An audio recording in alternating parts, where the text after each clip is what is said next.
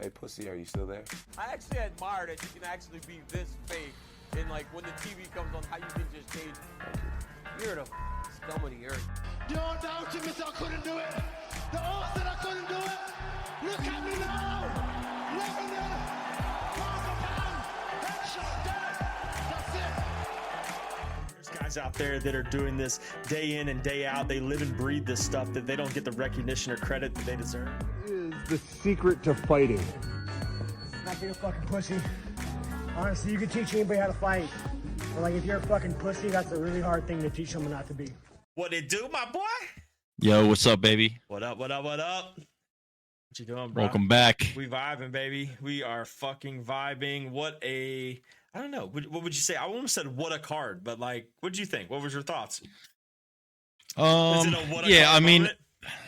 Yeah, I mean, I think realistically, now that we've had like the dust has settled a little bit, and we've had a day or two to digest and kind of look at it, I do think I was, I wouldn't say disappointed, but I think I was really hyped up for UFC 296, and I don't know that it lived up to all the hype, but it definitely was a great card from top to bottom. Very few decisions, a lot of knockouts, crazy knockouts, good finishes, good submissions, a lot of big names.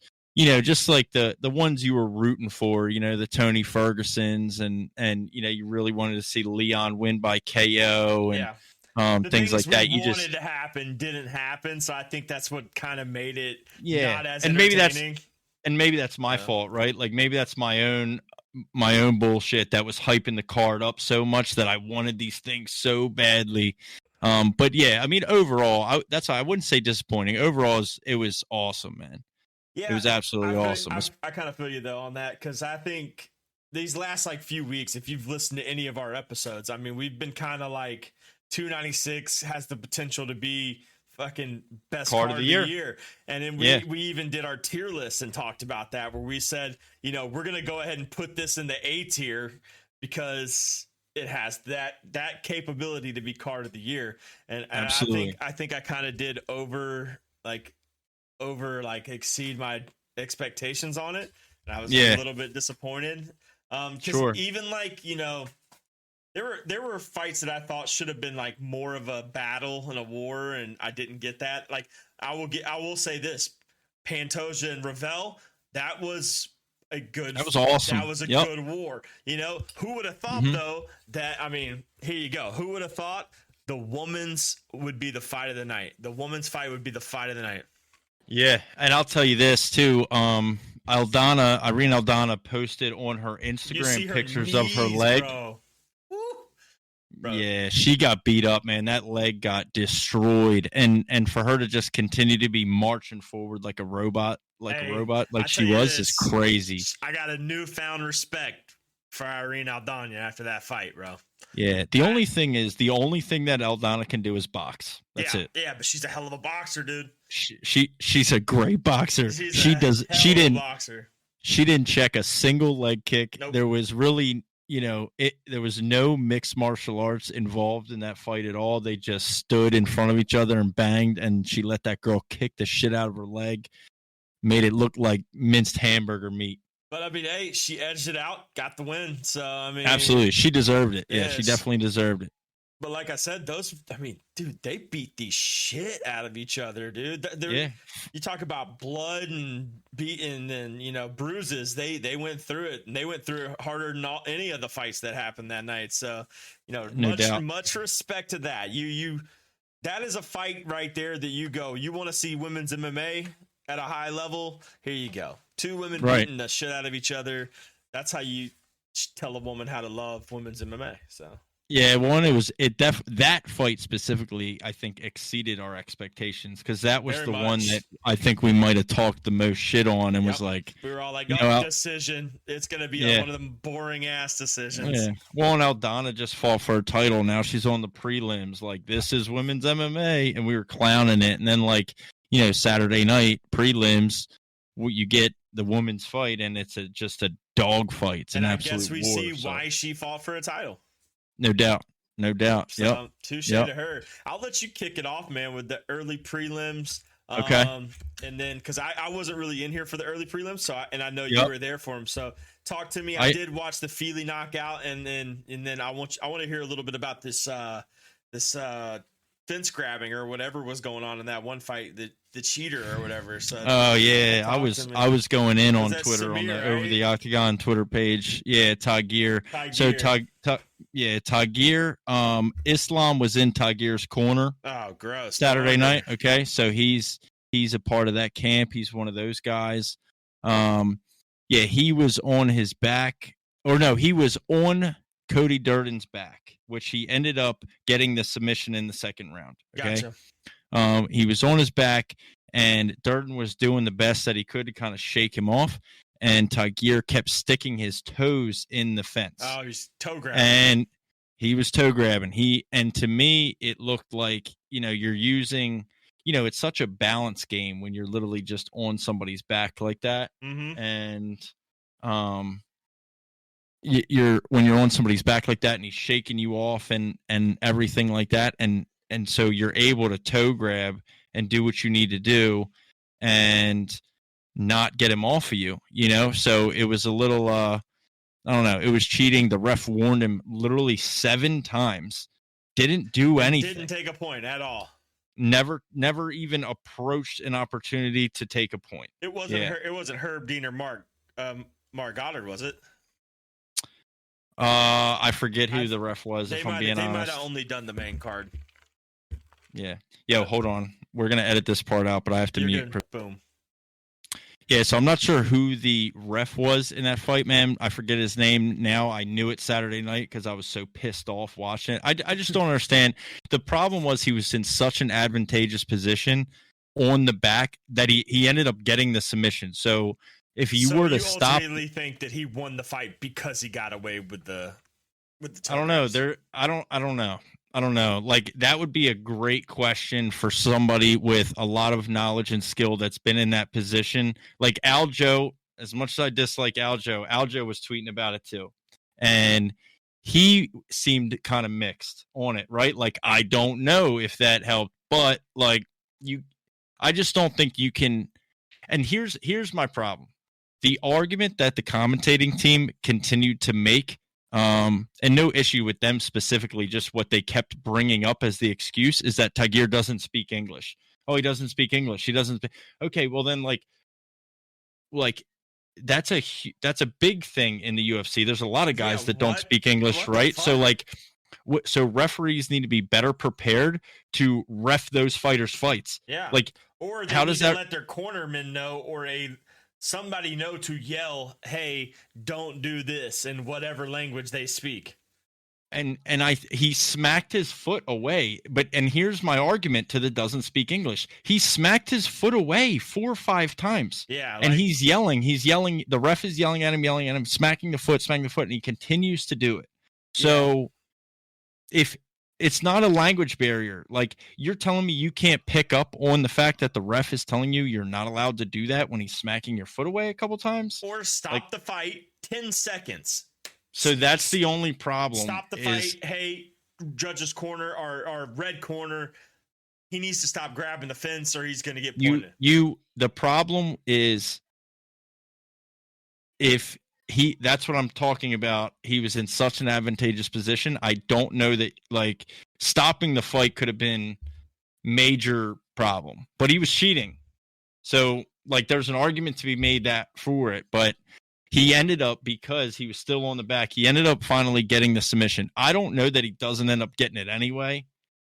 I mean, he was way better than Cody Durden, there's no doubt, but the toe grab thing was just weird. I just feel like moving forward with the referees, like, we have to be able to identify what fighters that are fighting that we're reffing that don't speak English, and then we need to know how to communicate with them. Yep. We can't just say, oh, he keeps doing it because he doesn't speak English, and we don't do anything about it. See, the only like, thing that's about that insane. though is, I mean, this a lot of people don't think about this, and I feel like this is this is some, like, casual, like, shit. Like, I shouldn't have to explain this to, like, people who truly watch the UFC.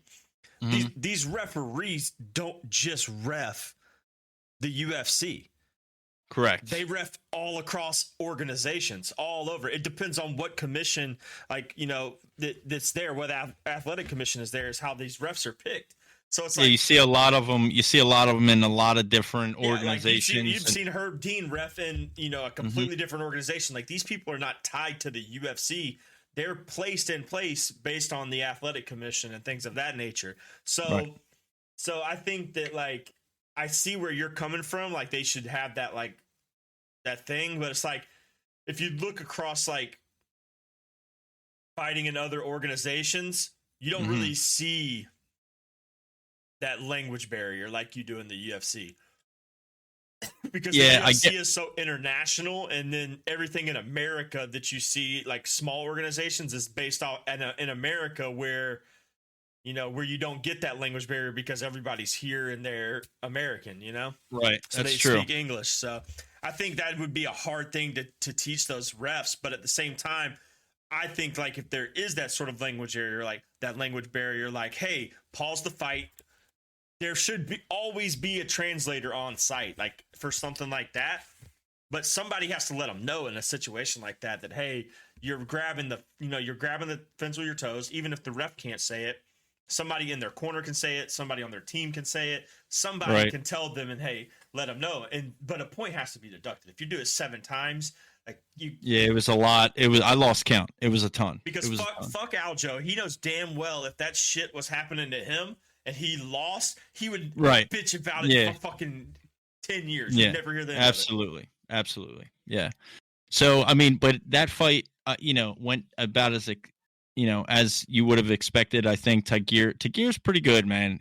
They're small guys. They're flyweights. They're small guys, but he's very good. So Andre Fili, knockout over Lucas Almeida. Yeah, that one was nice. Yeah, that was awesome. Andre Fili, though, it is confirmed that he absolutely cannot dance. He's old. He's been in the game for a minute. He hit the worst celebratory dance in the octagon I've seen in a long time. But I think more importantly, man, the heavyweight that kicked off the whole thing, Shamil Gaziev against Martin Buday. Yeah. Martin Buday, definitely not a pushover. He looked lean too. He looked like he was in great shape. Shamil Gaziev, bro, is a problem. That dude is a different type of animal. Dude, because he can grapple too, bro. Isn't he the one? He's the guy that fought his last fight. He was like, I think he got a submission.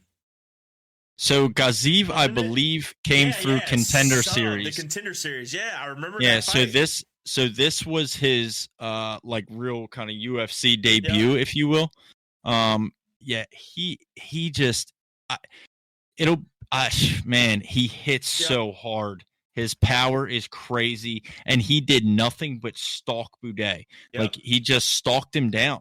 Yeah, like to the point to where it wasn't any serious crazy barrage, or everything he threw was powerful. It wasn't anything specific that ended the fight in a KO or TKO. But Buday just couldn't do anything, man. He was just taking so much punishment. By the time they stopped the fight, you could tell Buday just was giving up. He was like, please stop. Like, please stop. I can't. Yeah, he was on the final Dana White Contender Series, if I'm not mistaken, and they were really highlighting that he's like one of those heavyweights that can he can grapple, and he's got power in his punches, but he can still kind of wrestle a little bit. Yeah. But yeah, fucking early prelims. I know you were in here, and I kind of missed them because I was running behind, but I saw a couple of the highlights, so it just sounds like some good fights. I was really impressed with Gaziev. Or however you say that. Gaziev. I was really impressed with him, man. That dude, he is like a bear. I mean, he's big as fuck. He is so fucking big. He hits so fucking hard. He literally just walked at him the whole time. Buday couldn't breathe.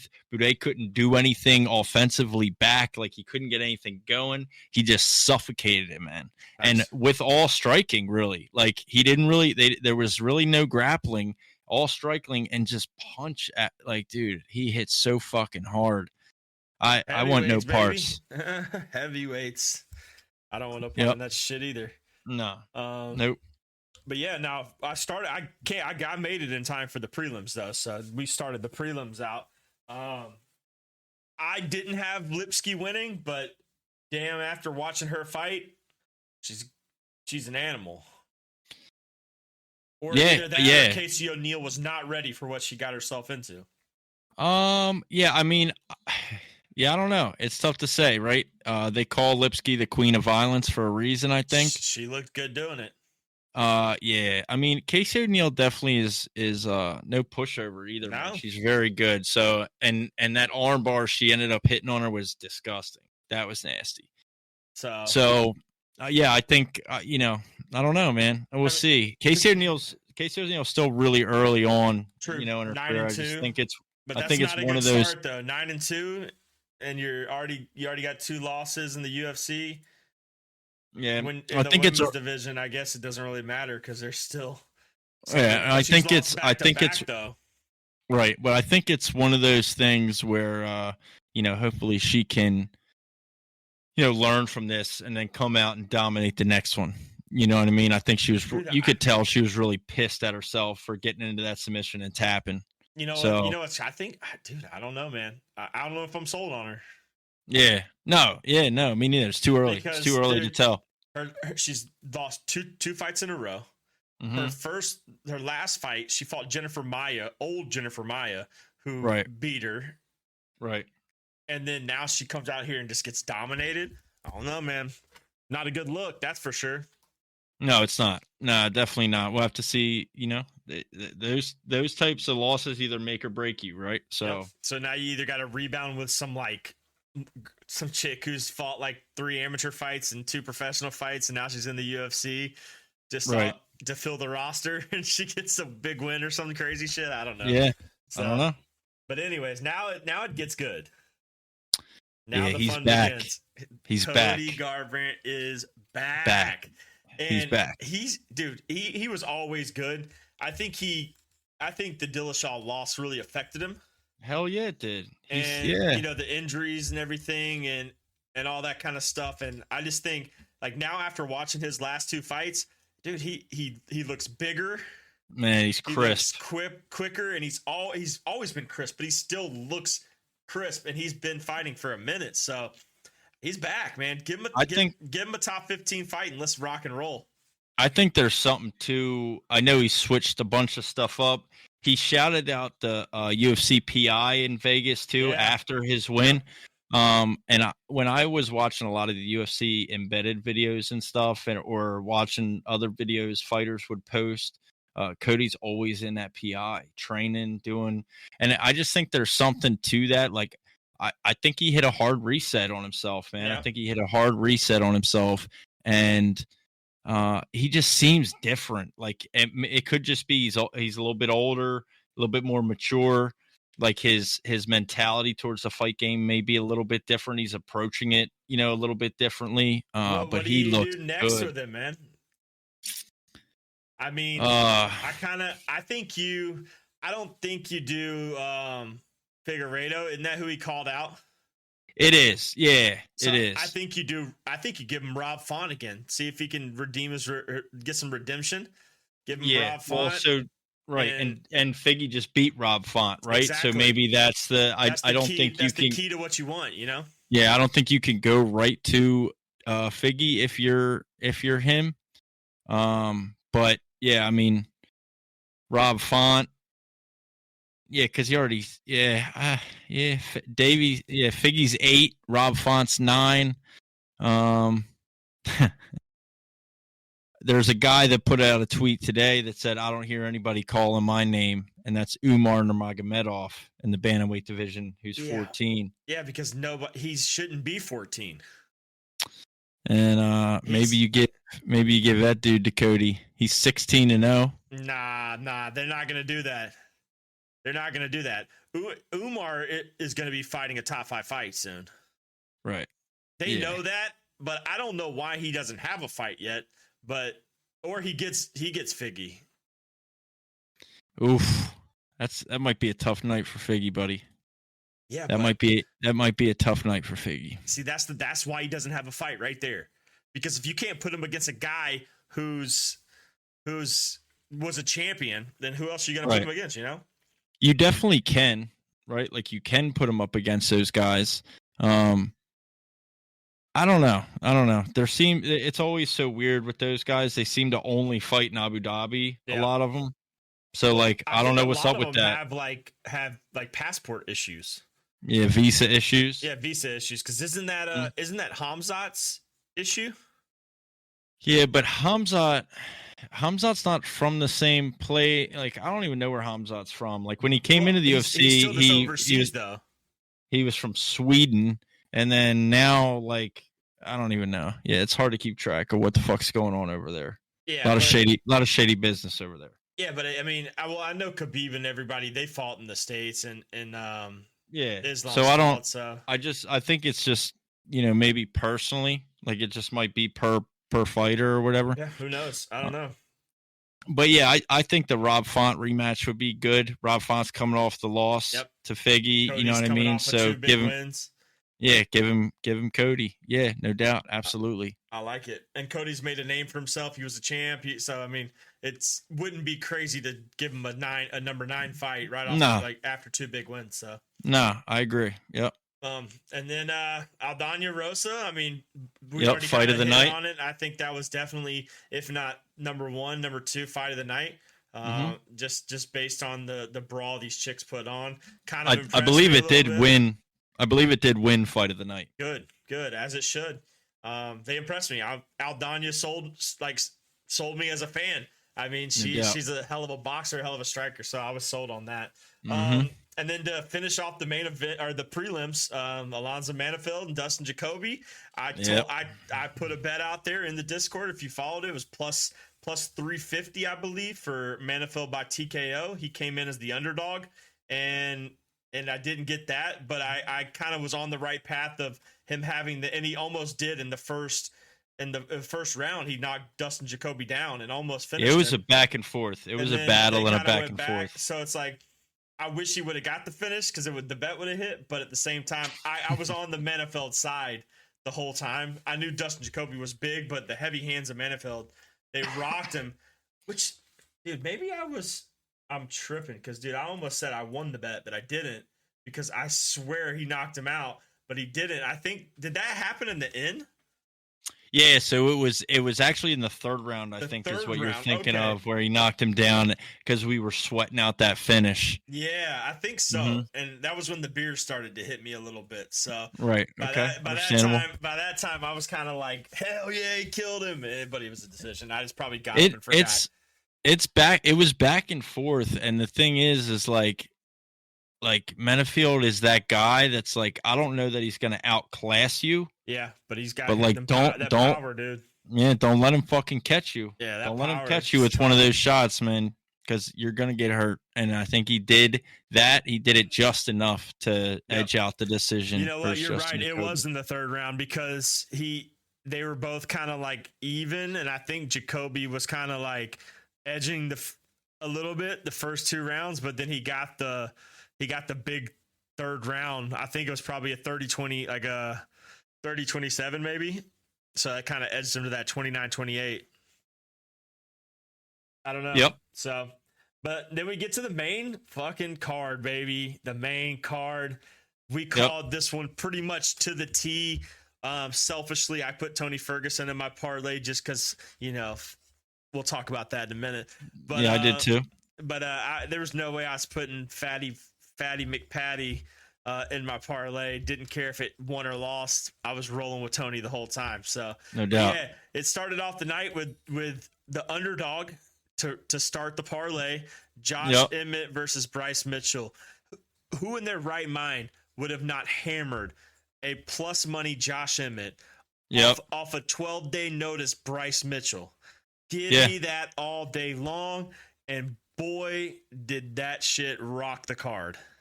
Yeah, absolutely, man. You're talking knockout of the night, knockout potentially of the year. Yeah, yep. I put out that clip. What was it, Sunday night or something on our YouTube and TikTok and Instagram and everything. Josh Emmett definitely made a late submission for knockout of the year. It was just crazy. It was absolutely crazy. you don't really get to say it a lot. Like that was scary. It was scary. So the knockout is whatever, right? We Yeah. see knockouts often and time. frequently. You know, guys wake back up though fairly quickly, Yep. and you know it's like, all right, no big deal.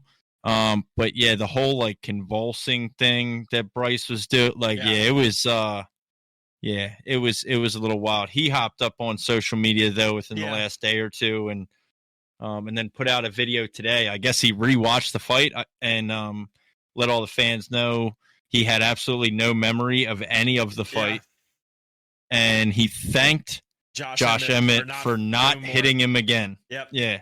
I remember he was like, I just want to say, you probably could have killed me. Yeah. Because, dude, it was bad, man. Like, and I can't believe, like, we saw the camera footage showed the convulsions and everything going on. Yeah. They cut away from it pretty quick and didn't go back to him. Nope. But until he was up. And then it was weird, right? He got up. Remember, he was walking around the cage like and he was Joe trying. Rogan was like, sit this man down. Yeah. Get him a chair. What are we doing? Yeah, put him on the stool. He's gonna. Joe Rogan when he gets into those moods. Yeah, put him on the stool. He's gonna fall down any second. Any second, he's gonna fall down. It's fucking awesome, man. But yeah, the sound of the punch is another thing that I mentioned in some of our stuff we put on social media. The sound of that punch was deafening. It was crazy. Yep. It was like a baseball bat. Shout out to Big Steve in the Overs Club Discord Saturday night made that comment. That's kind of where I got the inspiration from for some of our clips on socials. But it did. He's right though, right? Like he was right in his comment. It sounded like a Shohei Ohtani home run. It sounded like a crack of a baseball bat. Yep. It did. I mean, it sounded like a head kick. Yeah, and it was a dead on the money, right on the nose, straight punch. Yep. Couldn't planted have him more perfect. Mm-hmm. So planted him. With that being said, I mean, massive win for Josh Emmett. He was coming off of 2 losses. Yep. I mean, you beat the number 12, 11 guy fairly easily. I mean, I get on short notice, whatever. But I mean, Josh Emmett, he either should just get ready to call his career over, but I think he wants to try one more go at it, one more crack at the top 5 again. Yeah. Yep. So, I mean, I don't know of anybody I've seen hit harder than him in that division, dude. Yeah, he was saying Saturday night he's the hardest hitting 145er. He's definitely got an argument for it. Like I'm still on the Taporia train, but I think Josh Emmett's definitely got an argument for it. You can be on the Taporia train when it comes to like the better fighter, but like Taporia's power is not Josh Emmett's power. Taporia's striking is better. Right, yeah. But if Taporia got caught with what Bryce Mitchell did, this could be a whole different story. Taporia's been hit with shots like that and ate them. That's the other thing. Like that was disgusting, but it's Bryce Mitchell. There's guys that have chins that can maybe not take that shot specifically, but take shots. That could have been night for anybody. Yeah, I think if you put Josh, I mean, obviously Tapouri's fighting for the title. Yeah. But I do think, if you put Josh Emmett up against Taporia kills him. Just wait till he feels Volk. We'll see. So I mean, we'll see. I don't know, man. It's gonna be there's gonna be a lot of upset people that night. I'm telling you that right now. There's gonna be a lot of fans that are really sad. They're gonna be very, very sad. Not me. I'm saying it now. I'm telling you now. I'm telling you right now. But yeah, I think Ilya, his striking is gonna be against Volk per se. It's gonna be I don't know, man. If he gets hit with the Volk punch, I don't know if Volk is probably the most accurate striker up until obviously Taporia coming up, but like Max Holloway was one of the greatest great strikers, and Volk still is him. So it's who knows? This may be tougher for Taporia, and he hasn't fought a guy like Volk, but then again, we don't know what Volk we're actually gonna see. So you want my way too early prediction? But Or do you know what my way too early prediction is? Let's see if you know I what think it is. it's Taporia by knockout. Taporia by knockout. Yeah, I figured so. And you know what's crazy is I can't not see it, but then again, I still could see Volk winning. So That's your heart. That's your heart telling you that you're to not trust what your mind believes. well, no. It's the same thing. You're holding out hope. That's why I say a lot of fans are going to be very, very disappointed. If he loses, I'm not going to be disappointed. I just saw him lose twice to Islam. So I mean, I'm not disappointed, but just because I saw him lose twice to Islam, I also saw him beat Yair Rodriguez within the last year, who was arguably right there in the mix of the strikers. So cool. He lost twice. Now, the only thing that's going to play a factor is how that knockout affected him. That's the problem we run into. If the knockout affected him, then you're right. He's going to lose. But if we still see the Volk that fought Yair before the Islams, then I think it's going to be. I think Volk's got it. So I don't know. We'll see. Yep, we'll definitely see. But I will say this: Taporia looks like a scary motherfucker, dude. He is a scary motherfucker. He looks like a scary motherfucker. So, like, he looks like a champion. So I'll give him that. And you got to look like a champion to be a champion. He's fucking dangerous. So, but yeah. So I mean, you might not be wrong. I'm not going to argue with you on it because I could see it happening. But at the same time, again, do I want Volk to win? Obviously, but Taporia, if he does win, I think he'll be a really dominant champ. Mm-hmm. So I don't hate it. And if this is Volk's time to transition out of, that his era, then by all means, let him transition out of his era. And then we'll just say that's why John Jones is the greatest of all time, because it didn't matter what era it was. He still dominated and never lost. So he still dominated and never lost, baby. Bones Jones. See what I got on tonight. I sure do. So, but anyways, on to the next one, my friend. Boy, do we have something for you. I got something really special that I want to say. And, it's unfortunate. I'm a guy of pride. I hold my pride serious, and I don't like doing this shit because the guy who I'm about to say this to, I deem him a close friend, and he's an asshole. So I don't want to, make him feel any better than he already does. But, I did tell Ink made a bet with us over the octagons that Patty would beat Tony. We were all on Tony, and he was like, if Patty loses, I want to get a full on, apology from the Over the Octagons podcast because I was right. But so Ink, I got something for you, bud. I'd like to take this chance to apologize to absolutely nobody. The double champ does what the fuck he wants. Fuck you. Fuck Patty. Tony Ferguson's still better. He's the boat, bitch. The best of all time. Patty's fucking A. Oh, Ink, fuck you. And then you have the nerve to comment on my Twitter post today, saying Bo Nickel in the prelims, man, this card's setting up to be the greatest card ever. And you have the nerve to say Patty wouldn't be on the prelims and that he would beat Bo Nickel. Buddy, not even at his best day could he hold Bo Nickel's nuts. He would get fucked. Yeah, it's true. I mean, there's definitely a weight difference there. Yeah, did you see what I put on there? I put the fat picture of Patty. I said, this is middleweight Patty. He stands no chance against Bo. So fuck you, Ink. Fuck Patty and America. Fuck yeah. Yep. I'll play I'll play devil's advocate here a little bit. I did obviously want Tony to win a comeback. It would have been so sweet to watch him beat Patty Pimblett. But here's what I'll say, man. Shout out to Patty for not losing his head. Yeah. He was super focused. He stuck to, a pretty good game plan. He beat Tony up. Tony just looks so slow. He does, man. And it's not a good look. And I don't want him to want him to keep fighting. I really don't. And somebody on Twitter today was talking with me about it. I was talking to them, and he made the comment Tony needs to retire. Like, it's not good. This is not someone we want to see fail. Like, towards the end of his career. And the last thing we wanted was for like him to retire, then go to another organization like bare knuckle or something, and then just like, Right. that's not what we want, man. Like, No. so Tony, respectfully retire, my man. Just retire. Yeah, I think it's time. Some fucking hate, and just let us be happy with your Yeah, career.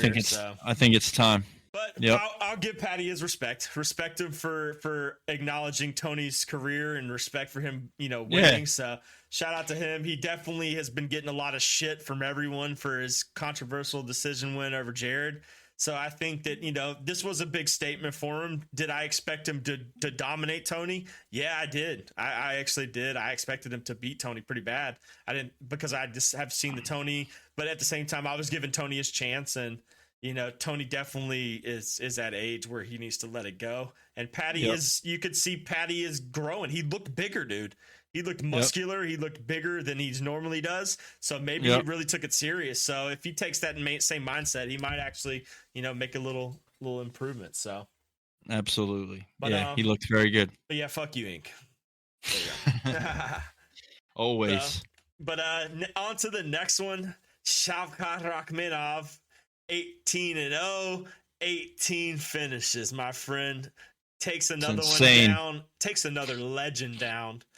Yeah, the only person to ever submit Wonder Boy too, for that matter, which I think is such a crazy for a guy that has such a karate style like Stephen Thompson does, man. It's crazy that nobody's grappling. Been able to submit him, yeah, that's actually impressive. Shavkat did it.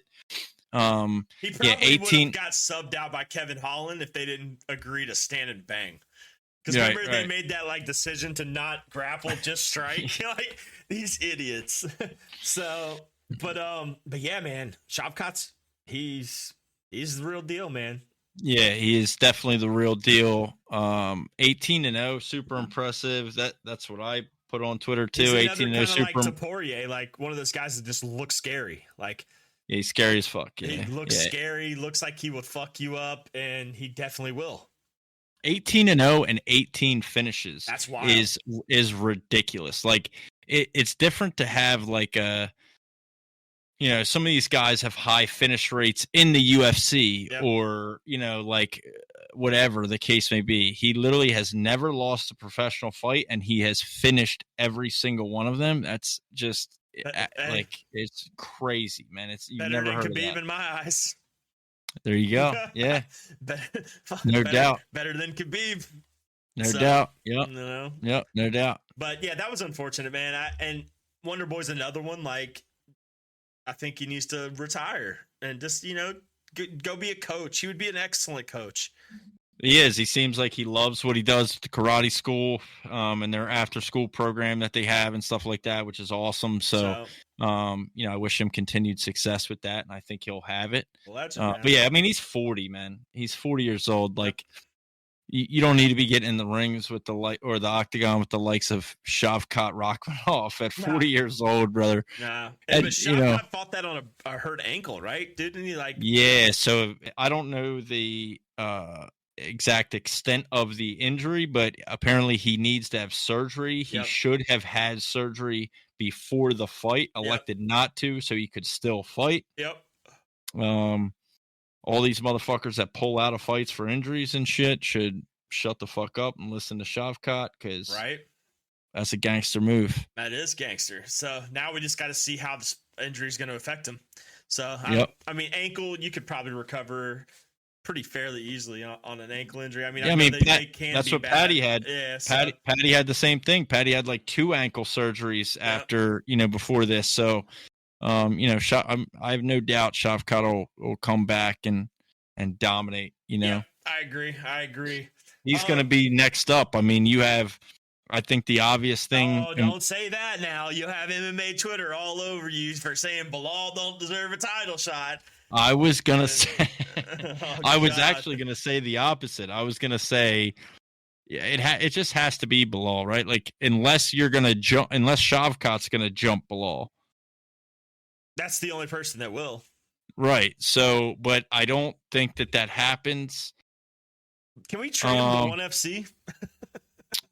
Yeah, I mean, or just make Shavkat and Bilal fight first because Leon's pretty inactive. So you could have Bilal fight Shavkat, and then that'll take care of the Bilal problem. I'm pretty sure. Yeah, because now you're gonna make Shavkat wait and fight again before before he gets the title shot against Leon, or are you gonna make a guy like Bilal who's already been Bilal'd? Yeah, I think Bilal and Leon fight, and then Shavkat gets winner. Yeah, unless somehow Bilal wins, because then obviously you'll have a rematch, and that's the only problem with some of that stuff. Like when you have upsets, that's where it gets really weird. The only time that we haven't really seen that happen is now with Sean Strickland and Dricus du Plessis, right? Yep. Like Izzy isn't getting that, or isn't. Maybe that's Izzy's choice. I don't know, but Izzy doesn't want that immediate rematch, or isn't getting that immediate rematch for Strickland. So du Plessis, who was set to fight Izzy, who didn't, and so Strickland stepped up and took the fight because Dricus turned it down. Yep. Because his coach is a dick grabber and a pussy. So obviously, Strickland, being the man that he is, had to step up and handle business, which he did. So, but anyway, that's all. That's completely off topic. But speaking of that, though, because now we're about to get into the championship fights, and we have that championship fight coming up, and we almost saw the fight before the fight. True. Yeah. We have to be probably at about that point in the card, right? I don't know when they actually fight, but I think it was this part in the card because they were taking that break to get into the championship fights. And then next thing you know, they're like, coming up next month in January, these two motherfuckers are literally 2 rows apart. Like, yeah, Dana said he's the one. He said that, dude. Dana said he's the one that does the seating, and he put them there. Not it was a mistake on his part, obviously, just not realizing it. But we said it that night, like even when it before they showed the fight, and obviously it happened immediately after they showed them on camera. Yep. But we didn't know about it right away. It took a little bit for videos to start surfacing or whatever, and we started talking about it, I think, during the Pantoja Royval fight. Yep. But we said it as soon as they showed the two of them on camera. We were like, they're 2 rows apart. Yeah. Genius. What? That's so stupid. I just loved it in Dana's interview. He was like, yeah, everybody keeps asking me, like, which idiot would put these 2 guys 2 rows apart? And he's like, this idiot. Yeah, I did that. This dumbass was the one that done that. Yeah. I do all the seating, and I put both of them there. That was a mistake. That shit was funny, dude. But on to the championship fights. I mean, I think we had expectations for this one coming in. It was, quote unquote, in other people's opinions, the least interesting fight on the card, or in the main card. So, and I think it lived up to its expectations of being the second or third best fight on the main card. Yeah, Pantoja's really good. Pantoja's really fucking good. Super good. And I think he holds that belt for a little bit. Yeah, he needs to. It's gonna be hard to beat him, dude. He looked gassed after the second round. He looked gassed, and he just kept coming and stalking and taking down, stalking, taking down. He just dominated Ravel the whole fight. I mean, 14 takedown attempts, and he got 8 of them. Yeah, Royval needs to go to a wrestling practice once in a while, because that shit was absurd. Like there was no wrestling, no ability to stop a takedown. Even as tired as Pantoja was, he couldn't stop a takedown. 15, almost 16 minutes of control time. Yeah, that's just absurd. To Ravel's 47 seconds. Yeah. But that's absurd. Here's a crazy stat, though, dude. So Pantoja's total strikes, not significant, but total. 126 of the 195 total strikes. Brandon Ravel, 281 of 390 total strikes. Yeah. Brandon Ravel's significant strikes, 111 landed. So he threw 390 strikes and 111 were significant. Pantoja, 95. There was less than a 20 strike significant strike difference of almost 200 total strike difference. Wow. So, okay. Like that, this shows you how much he got dominated. Yeah, I mean, he was throwing a lot more. And I think part of that was Pantoja was gassed. So he was, conserving his energy a little bit better for more well-timed shots and shots that he knew would, make more of an impact. Yeah. Yeah, but absolutely. That just goes to show you, one, Pantoja's more accurate. He didn't have to strike as much, and he still controlled 16 minutes of the fight. Well, that's championship. That's championship experience too. Yep, and that's how you win fights like the next one. Right. Yep. Yeah, absolutely. I mean, Pantoja, he's a great champion. I think he's going to be I don't think he loses 2-3 more title defenses. Yeah, I agree. I don't know that there's anybody really in that division that gives him too much trouble. Maybe Amir Albazi, if they ever get there. I know he fighting Moreno next. Yeah, he is. That's the fight. So yep. Brandon Moreno, Amir Albazi, that's got to be a number one contender fight, I guess. Yep. And then the next would go. So again. Yeah, that would be interesting. But maybe Manel Cape down the line a little bit. Yeah, but he's still got a Muhammad Makayev down the line a little bit. Muhammad Makayev would be a good fight, but the only thing about that is I think Pantoja's striking is going to just be too high level for a lot of these guys, man. It's possible. Yeah, it's possible. So that's going to be interesting to see. He hurt Ravel a couple times and got the takedown. So yeah. I mean, but yeah, that was a great fight. I was very entertained by that. 50-45 too, which is a crazy Yep. That's a crazy round. So yeah, there was nothing that Royval did the whole time really that would have won him around. No, not at all. Because anytime it looked like he was getting something kind of going on the feet, Pantoja just took him down super easily and then held him on the ground, and there was nothing really that Royval could do about it. And then somebody had the nerve to text me and say Royval won the fight. Oh yeah, bootleg. Yeah, I don't know, bro. That was I don't know. Ain't no way he won that fight. Yeah, I don't know. I saw that also and was kind of thinking, I don't know what you watched. Yeah, I don't know what he was watching either, but he was also drunk, which, I mean, you got to be real drunk to think that. But maybe he just got him confused. Yeah, it could be true. You know what I mean? Like who's who type deal. Oh, yeah, that's funny. And then our main event of the evening, leading up to the hype of this fight, it was there. I mean, yep. Colby talking about Leon's dad, the presser, the buildup of Colby Covington coming back, Leon on his, killing spree. There was a lot of hype around this fight, and especially ending the year too. It just had that like aurora, like it was going to be this. It was just going to be a fucking banger. But I'm pissed, Murky. These people are pissing me off. What's that? I'm sick and tired of motherfuckers discrediting Leon Edwards and how good he actually is, dude. Yeah. It's pissing me off. The guy literally fought the perfect fight. Like, yeah. He going in, if you put yourself in Leon Edwards' shoes, he had a fight he took where the guy like Colby Covington, it puts the pressure on you, He can be as confident as he wants to, but Colby is known for what he is, and they hyped him up to do that. And Leon had to train for that.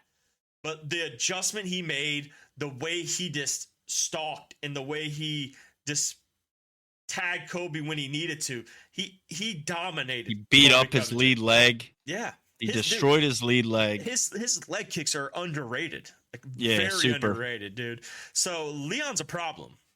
Leon is the champ for a reason. Yeah. And to the point of Colby's pace. That's all we heard. Leon had him on the back foot the whole time. The whole time. I don't know if he's just very well coached. Like that obviously was a part of the game plan. Yep. Because he controlled the center of the octagon. He kept Colby on his back foot. He did that with his range and his kickboxing and leg kicks and those types of weapons. that Colby couldn't have put on the pace even if he wanted to. Yep. Leon didn't give him the opportunity to. So yeah, I agree with you on this one. And then it's nice to see the little nuggets at the end, like Leon takes him down a couple times just to fucking say that he can and did. Yep, just to show him that 2 of 3 takedowns, 2 of 10 for Kobe. Right. Yeah, and really the only reason that Colby got the 2 that he got is because Leon was like getting reckless with this shit because he was up. So, you know what I mean? So, like, truthfully, you know, I think if Leon didn't even try 2 grapple or takedowns, there would have been none. Yep. And Colby wouldn't have got a single one of them. I agree. Colby would have been 0 for 8 and wouldn't have got a single takedown because Leon didn't want him to. Yep. And that's what it felt like the whole time. Like Colby wasn't doing anything because Leon didn't want him to do it. I agree. You know, again, like Colby's such a little rat fuck. He's such a little pissant. Like I don't think he gets another fight, dude. Nah, I don't know, man. Send him to fuck. You know where he would be really good? I thought about this today, bro, at work. And I wrote it in my notes on my phone because I didn't want to forget. You know who Colby should fight next? Who? He should fight Logan Paul in the WWE. That's who he should fight next. Oh God. In the WWE? I think Colby in the WWE. Oh, Colby in the WWE would be good. Great, right? Yeah. You're trash here. Fuck off. Go, you know, fuck around with Triple H and, you know, maybe put him on NXT or something, but he can go wrestle Logan Paul. I think Logan Paul holds a belt. Logan Paul holds a belt in the WWE right now. I think he's the United States champion. He would fuck up Colby, I think. I think that's a good spot for Colby to start putting his focus on learning how to wrestle.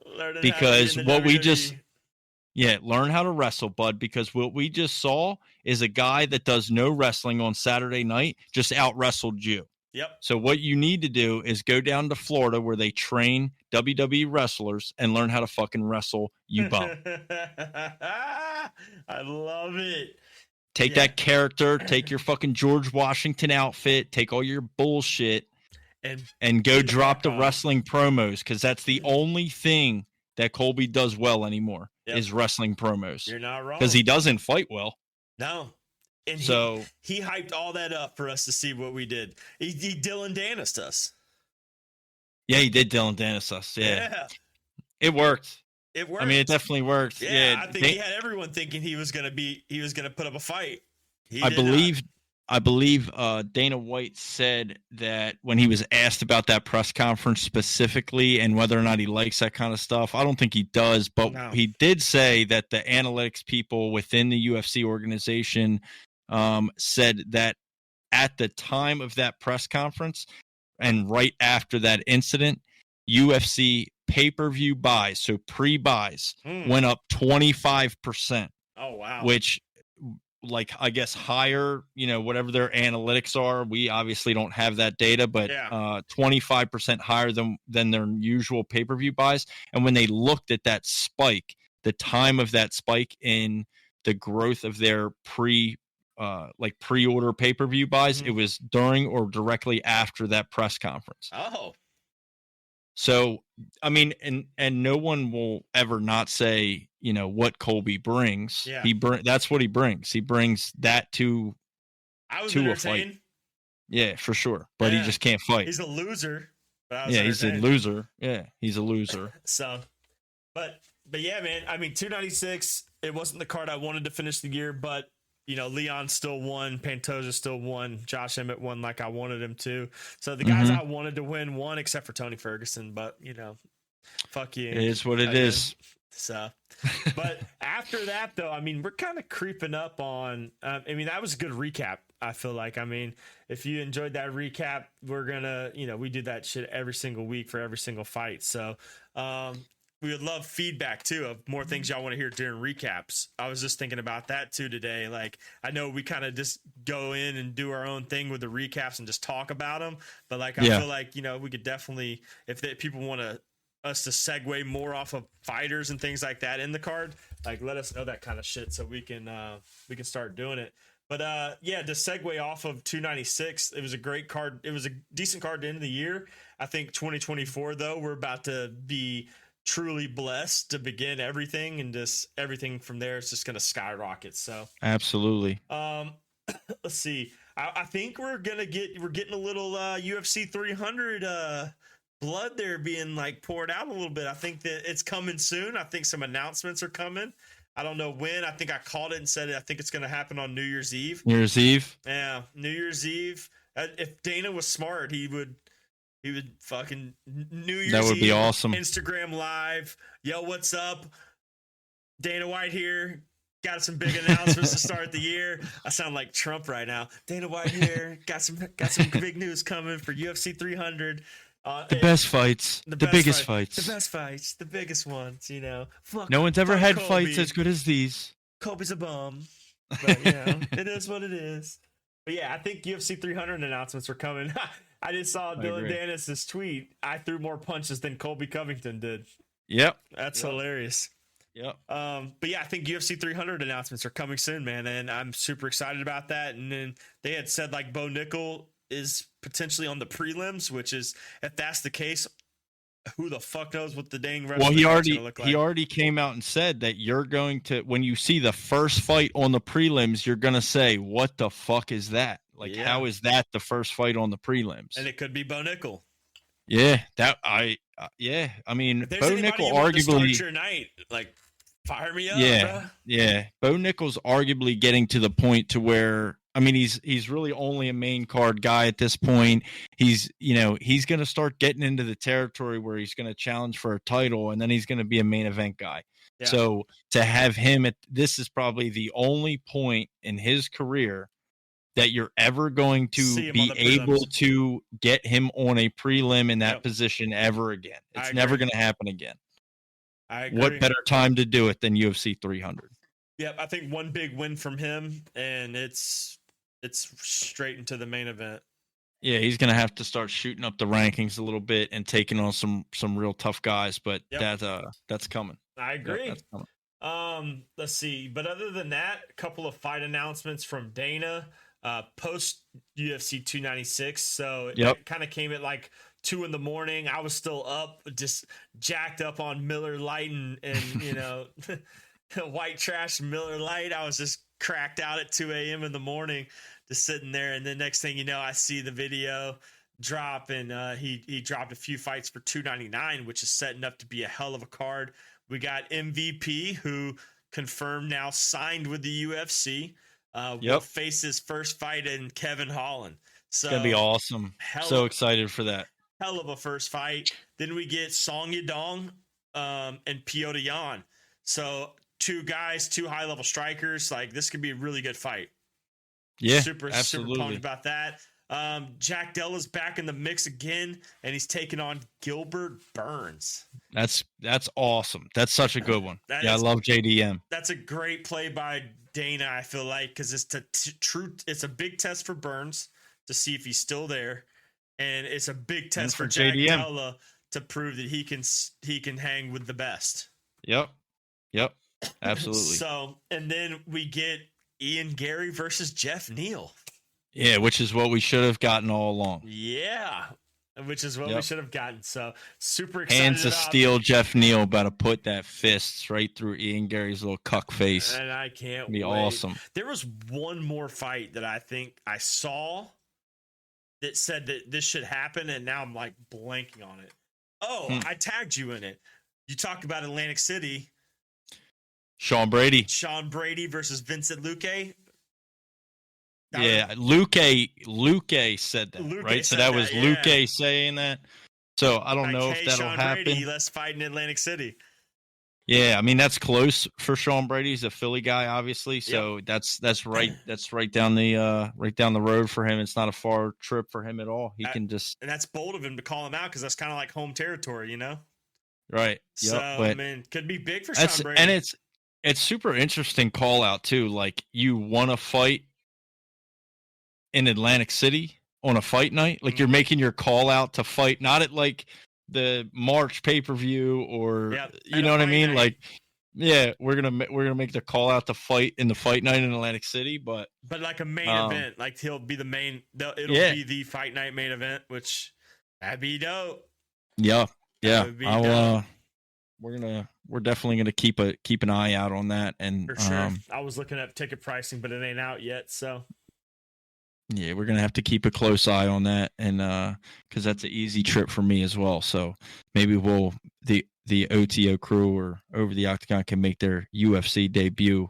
Oh yeah, also live and in person, baby. Live and in person in Atlantic City. Yes, sir.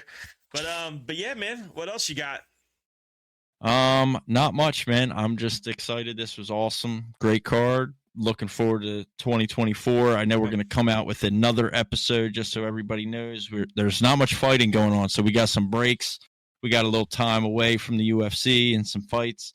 But I know we're going to, come out with a year recap episode next week. And then, on to the stuff, 2024, we're hitting this thing hard. Yep. So, like Dirty, like you said, if anybody, anything you guys want to hear more of, comment, YouTube videos, subscribe to the channel, like the videos, leave a comment, anything more you want to talk about, want us to talk about.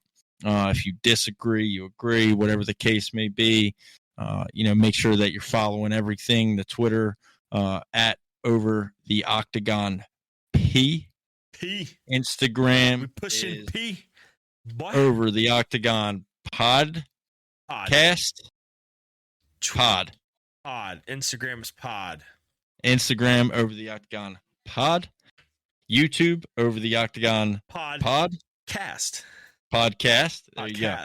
So we started with the P, then we went to the OD, and we finished it off with the Outcast, baby. Perfect. I love that.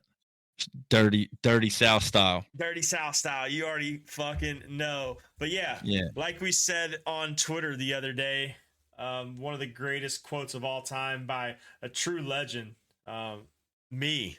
Foot on the gas and tongue in the ass, baby. OTO 2024. Let's fucking go. Just fucking end the episode with that. Let's That's a perfect go. ending. But Murky, much respect to you, brother. You already know the vibes. Next week, big 1 year congratulations episode for us for just fucking grinding this last year. We're up there, baby. We're only going to the moon. That's it. So we'll catch y'all next week. Still debating on if we want to do it live or recorded. So we'll think more about that. So we'll catch you, Murky. I'll catch you until next time or until next week. Perf. Have a happy holidays to everyone too. Y'all enjoy your travels. Merry Christmas if you believe in that. But if you don't, fuck you. Merry Christmas and a happy New Year, bitches. All right, Murky. I'll see you, brother. Yes, sir. Peace. Later.